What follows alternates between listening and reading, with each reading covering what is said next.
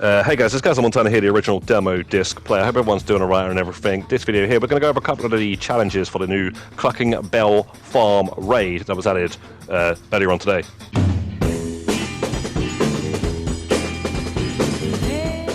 Specifically on how to get the stealth approach, how to do the stealth approach, and how to get the entire heist done in under 45 minutes. So that's all the setup missions and the final. The good news is you can quit out of the missions, guys, and it's not going to affect the timer, okay? So if you want to test run a few of the setup missions and you thought you could have done it faster, and you want to now quit out by finding a new invite-only session and starting that mission again by going to the V on the map, you can do that, okay? And it's just the timer in the mission. It's not in between the missions whilst you're in free mode, whilst you're going to make a cup of tea, none of that sort of stuff, okay? It's just the in timer of each of the setup missions and the final, all combined to less than 45 minutes. That's why I recommend running through these missions a few times and backing out if you think that you could have done it a lot faster. And the other good news is you can play all of the setup missions on easy, including the final, and it will be easier. There'll be less NPCs inside the Cluckin Farm or on easy, and the setup missions will just be easier because you won't be dying left, right and center, and you don't get paid for the setup missions anyway, so there's no point ever putting them on hard as the leader unless you just want to give your friends some extra money, I guess. But yeah, guys, let's get into it. Now, the first setup mission, Slush Fund, is pretty easy. You just have to go to two locations, A and B. I'd prefer to go to B first and then go for A on the way back to Vincent's lockup. Once you get to the laundromat, get everybody outside, kill the two guys inside, and just start bagging up the cash. One guy's going to run out and he's just going to point a gun at you. He's not going to shoot at you until you stop bagging up, so you can just kill him after that. And that happens at both locations, so don't waste your time looking for him and then killing him and then start bagging up. Just do it that way. Just make sure you got enough health. And guys, just keep countering all the bullets. Like, we're playing it on easy, okay, by eating snacks, okay? So just watch your health, and you see as I came out, I'm just eating snacks. Yeah, just do that. And then when you go up to the next location, it's the same thing. Just get everybody outside, bag everything up inside, and go back to Vince's lockup. Get this done as quick as you possibly can using huckle to drag, and you should be good to go. Our next mission, breaking and entering. You have to go to two locations first of all, and you have an option which one you want to go to first. Go for the laptop first, and then go to the terabyte second, okay? Just grab the laptop. Literally, you got to just grab it. It's on the pier, okay? And once you find it, okay, it's here for me. I don't know if it's going to be in a different location for you, okay? Grab the laptop and then move on over to the terabyte. Find the terabyte inside the area. You can hear the drones, okay? Like, there's drones hovering around the terabyte. You can listen for them and hear them when you're next to it. And then when you're next to it, destroy the drones. They're going to keep sending out a bunch of drones out of the terabyte. Once you destroyed all of the drones, then go inside the terabyte and grab the hacking device, and then we're going to head on over to where the train is. We're going to have to find a train key first and then drive the train. You have to kill a bunch of NPCs and until they drop the key for the train. Okay, be very careful. There's a lot of NPCs that can kill you pretty easily, even on easy, man. So make sure you're using them snacks to counter the damage that you're taking, and the body armor as well, okay? You've got quick access to snacks, and you've also got an interaction menu that lets you take the snacks and the body armor, okay? Now, once you find the key, you can get in the train. Make sure you get on this side here, so jump over on the other side of the train, and then, yeah, just press triangle to get into the train, or a Y on the Xbox, and then now just drive it like you're driving a car, same acceleration button, okay? And guys, make sure you press right on the D-pad when you are in the red circle. Just keep tapping right on the D-pad like now, because you can see it on the mini-map, the little red circle. That's going to change the tracks, so you're going in the direction that you want to go in. If you don't, there's going to be an emergency brakes that are going to be pulled on the train. You don't want that. It's going to mess up. You're trying to do all these missions in under 45 minutes, okay? So just keep looking at the mini-map the entire time, and just keep tapping right on the D-pad when you enter the red circle, and you should be good to go, guys. Playing on easy, as long as you got your health filled up and your body armor filled up, they're not even going to be able to shoot at you. They barely even, they're actually so bad on easy, okay? And then once you get into the tunnel past the Mesa, then it's mission complete. Now, for the mission Concealed Weapons, you have a choice to go to one of three different locations. I decided to go to Sandy Shores and get the heavy weapons with the heavy armor. Okay, the heavy weapons comes with a silent weapon. The shotgun has a silencer on it, and one of the locations that are in the city actually doesn't give you the armor and the guns, so it's kind of useless for this 45-minute challenge, although the other one does, and that would have been the one on the yacht. So you can go for the yacht if you want to, or go to Sandy Shores. Sandy Shores I thought was a bit quicker to get there and back. and rather than getting on jet skis and then going across the water, searching an entire yacht, and then getting off and then get back on the jet ski and get back on the land and then get back on the bike. Yeah, we just went straight to Sandy Shores and back.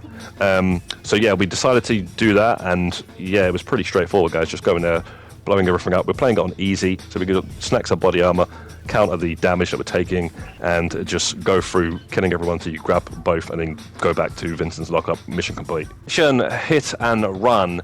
You want to steal the closest car to Palito Bay, which happens to be, for me, this. I don't know if this is going to spawn a different location for you guys, but there's going to be one in Sandy Shores or whatnot. So steal it from Sandy Shores and make sure you snipe out the fuse box from a distance like I did, and then you just have to run up in there and take it and get the hell out. And then when you do steal the car, you want to get onto the train tracks that goes through Mount Chilihad to the other side of it, which is where the garage is, where you're going to pod it for the final. Then you just have to leave the area. But guys, just so you know, it doesn't matter what car you're going to be using for the final, because for the final we're going to be using our personal vehicle for most of the journey anyway. More on that when we go over the final. And now we have the final setup mission, Disorganized Crime. Now, if you do this mission aggressively, or basically have an alarm go off, you're going to have to do the final aggressively as well. So you have to do this mission stealth to then actually be able to unlock the stealth approach for the final. At the beginning of this mission, you have to follow two vans. Follow the black van first, that's going towards Grove Street here. The one that's busting on the right. Follow it and hack it with right on the D-pad, and then bust a U-turn and go towards the other van, the white van. Now this van, once you've hacked it, kill the two guys inside of it, and steal the disguise and head on over to the factory. Now once you get to the factory, which can spawn in 3 different locations, by the way, this at least, because it spawned for me at 3 different locations doing tests, and this time when I actually did it under the 45 minutes, it was at the furthest location away from the drop-off point at the end of the mission. So yeah, you should be good wherever it spawns, guys. Once you're inside, kill these 3, and then move on over to the hand drill that you're going to find right here. Watch this guy that's walking up and down, and then grab the hand drill and go straight into the locker. Don't kill him, because there's going to be some guys that are coming down the elevator, and then they will see the body, so that's why we're waiting for him to walk past. Kill the 2 guys inside the locker room, and then as soon as you press the hand drill onto the locker, the 2 guys are going to come down the elevator, and one of them is going to actually come in here, so you want to get ready and take him straight out. You have enough time to check one of the lockers. But once he's dead, check the rest of the lockers until you find a key card. If you're lucky enough, it'll be in this room. If not, it's in the one next door to it. Now you can come out and just start taking all these guys out stealthily, taking them all out one at a time, take out the camera, and then also take out the guy inside the security room. And once you've done that, take the security tape from inside the security room. Otherwise, when you do the final, they're going to know that you are going to be there, and that means it's going to be the aggressive approach. And then make sure you also sabotage these trucks manually. Do not blow them up with sticky bombs, because again, that will activate the aggressive approach for the final. So to get the stealth approach, steal the security tape from inside the security room and then sabotage all of the trucks manually, like you see me doing here, and do the entire mission stealth without raising any alarms. And then the final, they shouldn't see you coming, and when you leave the building, you should be stealing this truck and driving it towards Vincent's. If you're getting chased by a bunch of red dots on the map, that's how you know you've messed up the stealth approach for the final, and you can always back out to a new invite-only lobby and start up this mission again. It's not going to affect the timer, and yeah, you'll be able to probably do it faster as well, because you already know what you're doing. A little test run on it, that's what I recommend. Okay, so the scene of the crime, which is the final of the Cluckin Bell raid. Once you get out of the crate at the beginning here, you want to take these 2 guys out on the left. 1, 2, and then shoot the fuse box to open the shutters, and then shoot that guy, shoot this guy to the left, and then this 2. You can get a double kill on those guys if you can. If not, just shoot them one at a time. Kill the guy on the left, kill the guy on the right, and then go straight forward to the door here, tapping right on the D-pad, and you should go straight through. And then when you go down the stairs, take this guy out, and then take out the 2 scientists, bag everything up inside this little basement area, and then go back up. Once you're back up, bust right through this door here, shoot this guy manually, and then you have to lock onto this guy. For some reason, you can't actually lock onto that first guy. You have to manually aim him. It's a bit weird. And use the key card to go through the shutter here. Kill the guy on the left, kill the guy on the right, and then find the crowbar. Crowbar is usually here, and then start searching the 4 different crates until you find the powder, okay, and you just need 2 of them. Once you get those, when you come out, there's going to be a guy that you're going to shoot right in front of you to the right.